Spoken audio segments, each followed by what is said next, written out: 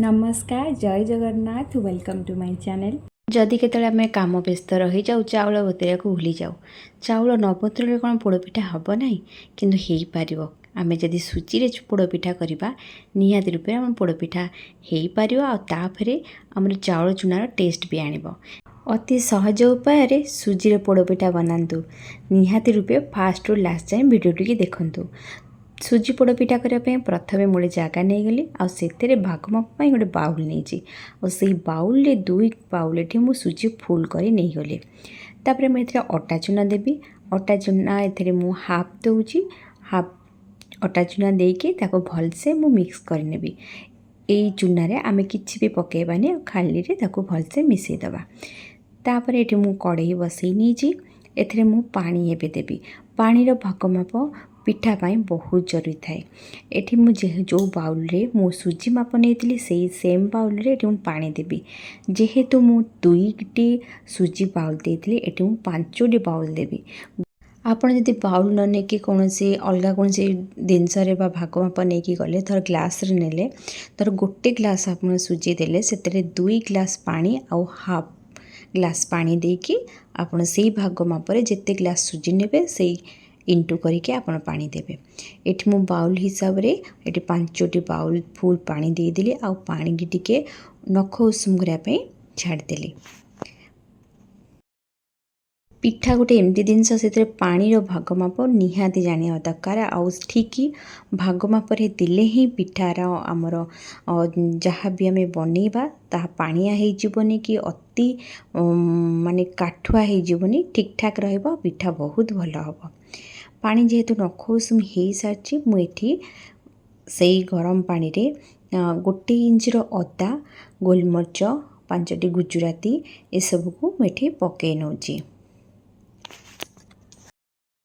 एठी मु गोटे बड़ नड़िया नहीं बड़ नड़ियार गोटे फाड़ मु छोट छोट पीस रे काटी नहीं आउ ताको एठी पकई नहीं आउ गोटे फाड़ मुझे कोरे नहीं बा ग्राइंडिंग कले भी चलो मुझे से कोरा नड़िया को भी एठी पकई नेली तापर एठी मु किछि ड्राई फ्रूट नहीं किसमिस आलमंड को ताको भी छोट छोट पीस रे काटी नहीं आपन चाहिए काजू अलग किसी भी ड्राई फ्रूट देकी पकई पारे आउ जेहेतु मु ड्राई फ्रूट को भाजिनी मु डायरेक्ट पकई नेली आपन चाहिए ताको हल्का भाजिकी घीरे एठी पकई पारे ये सब पकईला परे टिके फुटिया पई छाड़दबा 2 रु 3 मिनिट। ये स्वाद अनुसार लुण देली आउ लुण को देला परे टिके मिसई नौची लुण टिके पानी मिसी आसला परे एठी मु 2 टीस्पून घी देवी आउ पोड़पिठारे घीटा निहाती जरूरी कारण पोड़पिठा आमर सॉफ्ट दरकार कारण जेहेतु पोड़ा हम हार्ड हो जाए पारे कि घी पकईले टिके सॉफ्ट आणे हेरी ता सहित भल बास्ना हुए आ पोड़पिठा खाइले बहुत बढ़िया लगे से घी निहाती देबे आउ घी गाँ गहली जो हुए गुआ घी ही दिखती आउ जोड़ा कि देसी गुआ घी तार बास्ना तो आप समस्त जानते बहुत भल बास्ना हुए आ पिठार पकड़े पिठार बास्ना भल आसवा सहित पिठार टेस्ट भी आहरी बढ़िया आनी दिए गुआ घी।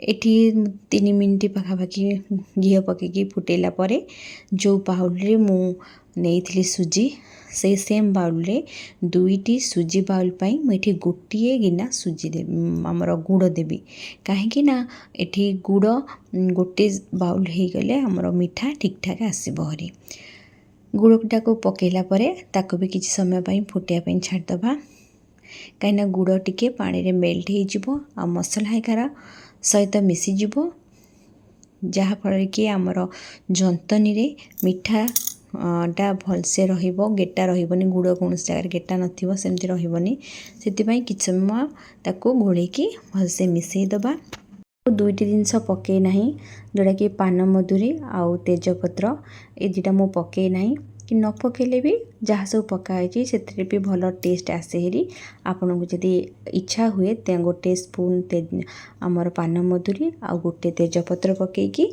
जिते अदा हेका पकईले से पकईकी सेमती फुटिया पाई छाड़देवे।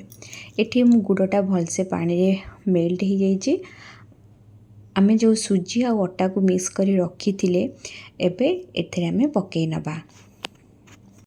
ଯେତେବେଳେ ଆମେ ଜନ୍ତିବାକୁ ଯାଉ ଯେକୌଣସି ପିଠା ହଉ ଆମେ ଯେତେବେଳେ ଚୂନା ଦେଉ ସେତେବେଳେ ମେନ୍ ଜିନିଷକୁ ଧ୍ୟାନ ଦେବାକୁ ପଡ଼େ, ଯେଉଁଟାକି ଆମେ ଚୂନା ପକାଇଲା ସମୟରେ ଅଳ୍ପ ଅଳ୍ପ କି ଚୂନା ପକାଇକି ଆଉ ତାକୁ ସର୍କଲ୍ ଆକାରରେ ଗୋଳେଇକି ମିଶାଇ ଦେବା ଦରକାର। ଆଉ ଯଦି ଆମେ ଡାଇରେକ୍ଟ ସବୁ ପକାଇ ଦେଉ ତାହେଲେ ଗୋଳେଇ ହେବନି, ବିଣ୍ଡା ଧରିଦେବ ଆଉ ଶୀଘ୍ର ବି ପାଣିଟା ଶୋକ ନେଇଯିବ, ଆମର ଜନ୍ତନୀଟା ଠିକ୍ ପାଗ ଆସିବନି। ଆଉ ଜନ୍ତନୀ ଯେତେବେଳେ ଭଲ ପାଗ ନ ଆସିବ ପିଠା ବି ଭଲ ହେବ ନାହିଁ। ସେଥିପାଇଁ ମୁଁ ଏଠି ଅଳ୍ପ ଅଳ୍ପ କରି ପକାଇଲି ଆଉ ତାକୁ ସର୍କଲ୍ କରିକା ଗୋଳେଇକି ତାକୁ ମିଶାଇ ନେଲି। ପାଣି ଦେଖନ୍ତୁ ଯେତିକି ପରିମାଣ ଥିଲା ସେ ଧୀରେ ଧୀରେ ପାଣିଟା ଆମର କମି ଆସିବ ଆଉ ଜନ୍ତନୀଟା ଟିକେ ଆମର କାଠୁଆ ହେଇ ଆସିବ ବା ବହଳିଆ ହେଇ ଆସିବ। ଏଠି ମୋର ଦେଖନ୍ତୁ ଜନ୍ତନୀଟା ପାଖାପାଖି ହେଇ ଆସିଲାଣି। ଆଉ ଚାରିପଟୁ ଛାଡ଼ିବେ ନାହିଁ, ତାକୁ ଗ୍ୟାସ୍ଟାକୁ ସିମ୍ କରିକି ସେ ସର୍କଲ୍ ଆକାରରେ ତାକୁ ଗୋଳେଇ ଗୋଳେଇ ମିଶାଉଥିବେ। ଏଇ ଟାଇପ୍ର କଲା ବେଳକୁ ଲାଷ୍ଟ ଆଡ଼ିକି ଆମର ଦେଖିବେ ପାଣି ପୁରା ଶୁଖିଯିବ, ଜନ୍ତନୀ ଟିକେ ଡ୍ରାଏ ହେଇ ଆସିବ। ଆଉ ଜନ୍ତିଲା ବେଳେ ଦେଖନ୍ତୁ ଯେମିତି ଚାରି ସାଇଡ଼୍ରୁ କେମିତି ଭଲସେ ଛାଡ଼ି ଆସୁଥିବ ଆଉ ମଝିରୁ ବି ଛାଡ଼ି ଆସୁଥିବ। ଏଇ ଟାଇପ୍ର ଯେତେବେଳେ ଆମ ଟୋ ହେଇକି ଆସିବ ହରି ଜନ୍ତନୀଟା ତାହେଲେ ଆମେ ଜାଣିପାରିବା ଆମର ଜନ୍ତନୀରେ ପାଣି ଯେତିକି ରହିବା ଦରକାର ଜନ୍ତନୀ ଆମର ହେଇଯାଇଛି। ତାପରେ ଏଇ ଗରମ ଜନ୍ତନୀକି ଆମେ ଟିକେ ଘୋଡ଼େଇକି ରଖିଦେବା। ଯେତେବେଳେ ଆମର ଜନ୍ତନୀଟା ହେଇଯିବ ସେତେବେଳେ ସାଙ୍ଗେ ସାଙ୍ଗେ ଆମେ ତାକୁ ପୋଡ଼ପିଠା ପାଇଁକି ଯୋଗାଡ଼ି ନେବା। ଯେଉଁଥିରେ ଆପଣ ପିଠାକୁ ଯୋଗାଡ଼ିବେ ସେଇଟା ରସ ହେଇଥିବ ଆଉ ଟିକେ ମୋଟାଳିଆ ହେଇଥିବ, ତାହେଲେ ପିଠା ପାଇଁ ଭଲ ହେବ। ଜାଗାଟିରେ ପ୍ରଥମେ ଘିଅ ଦେଇଦେବେ, ତାପରେ କଦଳୀପତ୍ର ଚାରିପଟେ ସେଟ୍ କରିନେବେ। କଦଳୀପତ୍ର ସେଟ୍ କଲା ପରେ ତା ଉପରେ ବି କିଛି ଘିଅ ଦେଇଦେବା ଆଉ ଚାରିଆଡ଼େ କଦଳୀପତ୍ର ଦେଇ ସାରିଲା ପରେ ଗରମ ଜନ୍ତନୀକୁ ଆମେ ସେଥିରେ ପକାଇ ନେବା। ଜନ୍ତନୀ ଗରମ ଥିବ ସେ ସାଙ୍ଗେ ସାଙ୍ଗେ ଆମେ ତାକୁ ଯୋଗାଡ଼ି ଦେବା। ଏଠି ମୁଁ ସବୁତକ ଜନ୍ତନୀ ଦେଇଦେଲି ଆଉ ଯେହେତୁ ଗରମ ଥିଲା ପାଣି ହାତ କରିକି କିଛି ସେଟ୍ କରିନେଲି। ଆଉ ଆପଣ ଚାହିଁଲେ ମୋ ଭଳିଆ ଟିକେ ଗିନାର ବି ୟୁଜ୍ କରିପାରିବେ। ତାକୁ ତଳପଟ ସାଇଡ଼୍ରେ ତାକୁ ଟିକେ ଉପର ଆଡ଼ୁ ପ୍ରେସ୍ କରିନେଲେ ତଳ ଆଡ଼େ ଯେଉଁ ଫାଙ୍କା ଥିବ ସେଇଟା ଗ୍ୟାପ୍ ଥିବ ସେଇଟା ମେକଅପ୍ ହେଇଯିବ। ଆମର ପିଠାର କାଟିଲା ବେଳେ ଫାଙ୍କ ହେଇକି ରହିବନି। ତାପରେ ଏଠି ମୁଁ ଦେଖୁନି ଉପରେ କିଛି ଗୁଆ ଘିଅ ଦେଇଦେଲି, ତାକୁ ସେଟ୍ କରିନେଲି। ଏବେ ତା ଉପରେ ଆମେ କିଛି ଡ୍ରାଏ ଫ୍ରୁଟ୍ ଦେଇପାରିବା। ମୁଁ ଏଠି ନଡ଼ିଆ ପାତି କରିଦେଇଥିଲି ଆଉ କିଛି କିସମିସ୍ ନେଇଥିଲି। ଆପଣ ଚାହିଁଲେ ଅଲଗା କିଛି ଡ୍ରାଏ ଫ୍ରୁଟ୍ ହେଇକା ଦେଇକି ଉପରେ କିଛି ଡେକୋରେଟ୍ ଟାଇପ୍ର କରିପାରିବେ। ତାପରେ ନଡ଼ିଆ ଆଉ କିସମିସ୍କୁ ଦେଲା ପରେ ବି ଗିନାରେ ବି ତାକୁ ଟିକେ ଉପର ଆଡ଼ୁ ପ୍ରେସ୍ କରିନେବେ, ଯାହାଫଳରେ କି ସେଇଟା ଟିକେ ଦବିକି ରହିବ। ଆପଣଙ୍କ ମନପସନ୍ଦର ଯେକୌଣସି ଡ୍ରାଏ ଫ୍ରୁଟ୍ସ ଆପଣ ଦେଇପାରିବେ, କାଟିକି ପିସ୍ କରି ଦେଇପାରିବେ, ନହେଲେ ଘିଅରେ ଭାଜିକି ଦେଇପାରିବେ, ନହେଲେ ମୋ ଭଳି ନଡ଼ିଆ ଛୋଟ ଛୋଟ ପାତି କରିକି ଆଉ କିସମିସିଆ ଦେଇକି ବି କରିପାରିବେ। ତାପରେ ମୁଁ କଦଳୀପତ୍ର ଘୋଡ଼େଇ ନେଇଥିଲି। ଘୋଡ଼େଇ ସାରିଲା ପରେ ମୁଁ ଗ୍ୟାସ୍ରେ ବସାଇ ଦେଇଛି। ଗ୍ୟାସ୍ରେ ବସାଇଲା ସମୟରେ ଆମେ ନା ଗ୍ୟାସ୍କୁ ବହୁତ ଲୋ କରିବା ନା ବହୁତ ହାଇ କରିବା, ଆମେ ମିଡ଼ିୟମ୍ରେ ରଖିକି ପୋଡ଼ପିଠାଟା କରିବା। ପୋଡ଼ପିଠା ସୁଜି ପୋଡ଼ପିଠାଟା ମିନିମମ୍ ହେବା ପାଇଁକି ବା ପୋଡ଼ିବା ପାଇଁକି ଆମକୁ 40ରୁ 45 ମିନିଟ୍ ପାଖାପାଖି ଲାଗିଯାଇଥାଏ। ଏଠି ମୁଁ 40ରୁ 45 ମିନିଟ୍ ହେବା ଯାଏଁ ମୁଁ ଏବେ ବସାଇ ସାରିଛି। ଆଉ ଦେଖନ୍ତୁ ଏଠି ଗୋଟେ ପ୍ରେସର୍ ବି କୁକର୍ ବି କଲେ ପୋଡ଼ପିଠା ବହୁତ ଭଲ ହୁଏ, କଢ଼େଇରେ ବି କଲେ ବହୁତ ଭଲ ହୁଏ। ଯେତେବେଳେ ପୋଡ଼ପିଠା ସିଝୁଥିବ ସେତେବେଳେ ଆପଣ ଟିକେ ଜାଗାକୁ ଟିକେ ଘୁଞ୍ଚେଇ ନେଉଥିବେ, କାରଣ ମଝିରେ ଯେହେତୁ ଆମର ଗରମ ବା ଗ୍ୟାସ୍ଟା ଥାଏ ସେଟା ମଝିଟା ବହୁତ ନ ପୋଡ଼ିବା ପାଇଁ ଟିକେ ହାଲକା କରି ଆପଣ ମଝିରେ ମଝିରେ ତାକୁ ପୋଜିସନ୍ ଟିକେ ଚେଞ୍ଜ କରୁଥିବେ, ଯାହାଫଳରେ କି ଚାରିଆଡ଼ ଟିକେ ପୋଡ଼ି ହେଇ ଆସିବ ଆଉ ପୋଡ଼ପିଠାଟା ଠିକ୍ଠାକ୍ ହେବ। ଏବେ ମୋର 45 ମିନିଟ୍ ପାଖାପାଖି ହେଇଯାଇଥିଲା। ଏବେ ମୁଁ କାଢ଼ିକି ଆପଣଙ୍କୁ ଦେଖାଉଛି। ଦେଖନ୍ତୁ ଚାରିପଟ ସାଇଡ଼୍ରେ ବଢ଼ିଆ ବାସେ ପୋଡ଼ି ଯାଇଛି। ଆଉ ମଝି ପଟଟା ହେଇଛି ନା ନାହିଁ ଚେକ୍ କରିବା ପାଇଁ ଏଠି ମୁଁ ଛୁରୀରେ ହେଲ୍ପରେ ମୁଁ ଚେକ୍ କରୁଛି। ଚେକ୍ କଲାବେଳେ ଦେଖିବେ ଯଦି ସେଥିରେ କୌଣସି ପିଠାର ପାର୍ଟ ଆସେ ତାହେଲେ ମାନେ ହେଇନି, ଆଉ କିଛି ସମୟ ପାଇଁ ବସିବା ପାଇଁ ଛାଡ଼ିଦେବେ। ଏଠି ଯେହେତୁ ମୋର ପୋଡ଼ପିଠା ହେଇଯାଇଥିଲା, ମାନେ ସୁଜିଟା ବି ଜଲ୍ଦି ହେଇଯାଏ, ମୋର ହେଇଯାଇଥିଲା, ତାକୁ ଟିକେ ଥଣ୍ଡା କରିବାକୁ ଛାଡ଼ିଦେଲି ଆଉ ଥଣ୍ଡା କଲା ପରେ ହିଁ କାଟିଲି।